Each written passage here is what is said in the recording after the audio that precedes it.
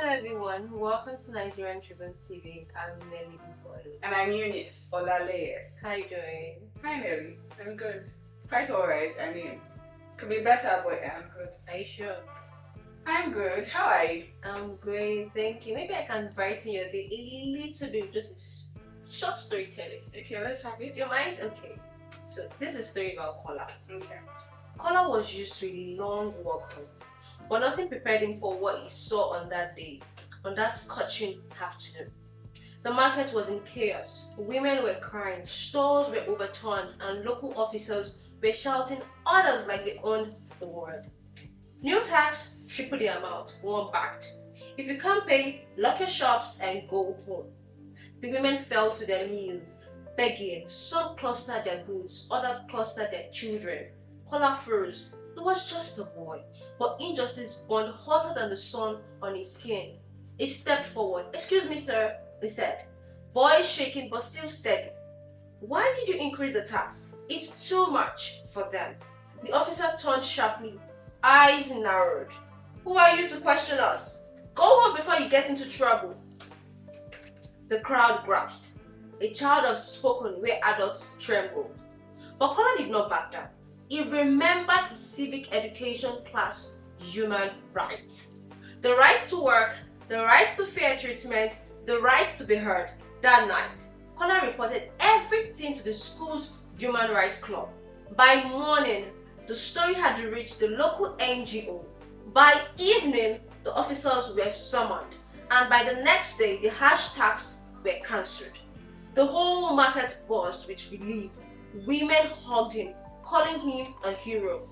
Kola only smiled and said, "No one is too small to stand against injustice."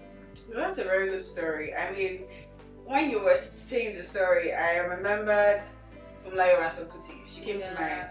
Especially how she fought tirelessly for the Abeokuta market women in 1949, and that just brought the memories, the story to my mind when you were talking, and it really resonated with me. And what he said last, that no one is too small to stand up for human rights.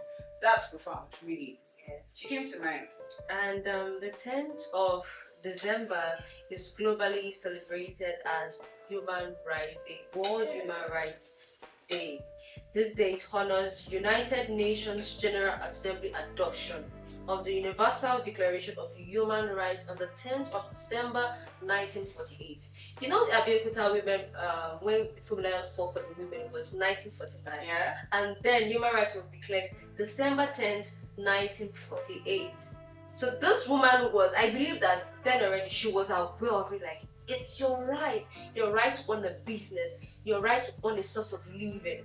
So she had to stand up for those women, and you know what, no, this is an injustice. You can't just Trample on people's rights and expect them to smile at you or just allow it be. And I think it's a good time to say Happy Human Rights Day, everyone. Yes, Happy Human Rights Day, everyone. Human Rights Day, Nelly. Happy Human Rights Day, Eunice.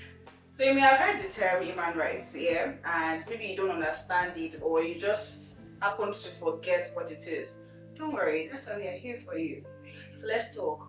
It's a very simple but powerful word, or a simple but powerful term rather. Human rights. So what's human rights? Human rights is simply the freedom and the protection that you get only because you are human. Yes. Nothing more, nothing less. Only because you are human. So because you are a human being, there are certain protections and there are freedoms that you are entitled to as a human being. So if you've forgotten what human rights simply means, this can help joggle your memory a bit, right? And human rights is not a privilege, it's not a gift from the government to you, and it's not a reward for good behavior. Yeah. Human rights are the basic rights. Your right as a human, you're breathing flesh and blood, is your right.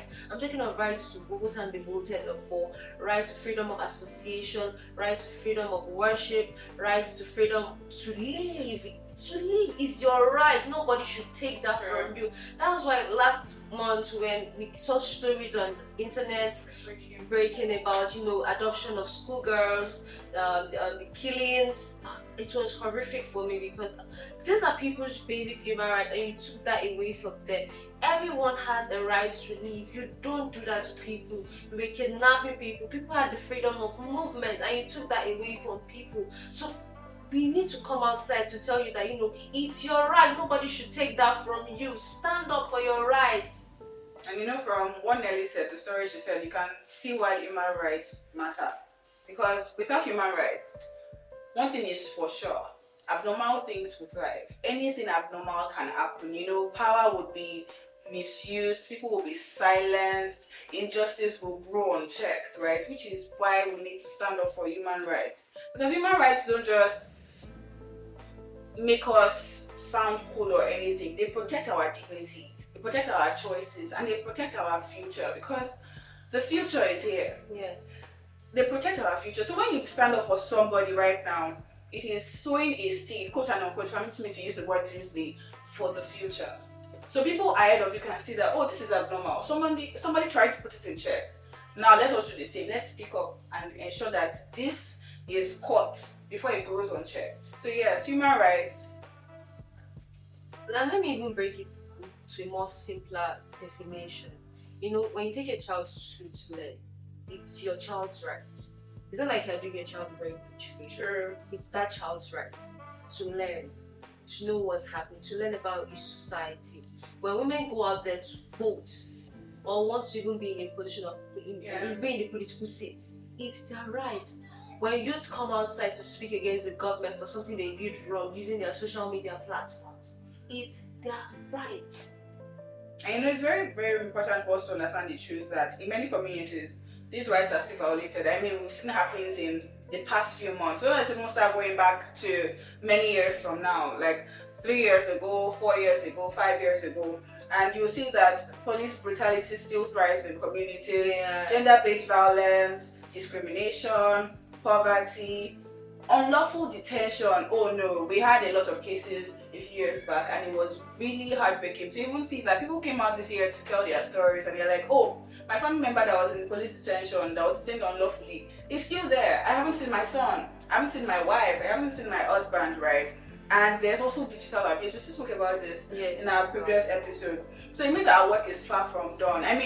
Earlier this month, December 8th on Monday, we heard about women in Adamawa that were killed for protesting, right? Imagine stepping out of your house to exercise your basic human rights and your family members will not see you again. Why? You came out to exercise your basic human rights and you are gone just like that. We also had stories of children that were abducted from school, people that were abducted from their place of worship just last month, and even this month we've been hearing a lot of stories revolving around insecurity. So it feels as though exercising your basic human rights puts you more at risk, right? And is the option to be silent. Is our option to be silent or still stand up and exercise these basic human rights? Our right to worship, our right to education, our right to vote, our right to speak up when things are in disarray. Come on, what's the option? What's the way to go? Should we keep quiet or should we keep at it, keep doing the things that we're entitled to just because we are human? These are questions that arise in the hearts of people, really. Now, the bigger question is, what can we do to protect our rights? Number one is learn. There's this old saying that learning never ends. Never does. It never ends, and I'm so grateful for schools introducing civic education and social studies for students and pupils. And even history. Yes, because it's good. Like, these kids need to know, okay, I gave a story of Kola. If Kola had not known that, okay, these women, you can't just put extra tax on them. It would have stood up for those women. So when you introduce something like this to kids in the primary, in the secondary, even in tertiary institutions, even in your place of worship, they even teach about your basic human rights now. So when you introduce these topics to them, they know that, okay, they are learning already that, okay, it's my right. And also, as a citizen of Nigeria, it's your right to even want the constitution. Tell you what our constitution is written. Our constitution is written. So you have the access to own a constitution, own a copy of Nigeria's constitution. So whenever someone tries to abuse you, you have your backing. You can go back and refer to your constitution and be like, you know what, in the constitution of Nigeria, according to section this and this, it's against the law for you to do this to me. And that's why I'm very, very grateful to see that now people come out on social media platforms to talk about this. You talked about police brutality. Now people even come out to speak against when police are trying to, take from them or trying to just do things to them that are uncalled for. When people speak against it, I'm like, okay, now it's good. At least people are now aware. I saw a video clip somewhere where someone was like, yeah, this and this I'm going to, and the person was like, from where?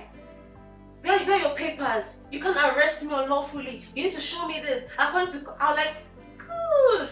You have a first-hand knowledge of what your constitution says. So you should learn it. Own a copy of your constitution. Number 2, speak up. Speak up. You can't be silent. If you're silent, people will take it and be like, you know what, we can do more to them. We can be more tyrants to them because you know what, they won't speak up. So you have to speak up. Speak up. Stand your ground. Stand your ground, and also hold people accountable for their actions, especially the ones that are going against the laws. Hold them accountable. And apart from the things that she has said, rather, you need to understand that when you defend human rights, people's human rights, you're not just defending them, you're also defending your future. You're standing up for your future, because you need to realize again that human rights is not an abstract idea. Yes.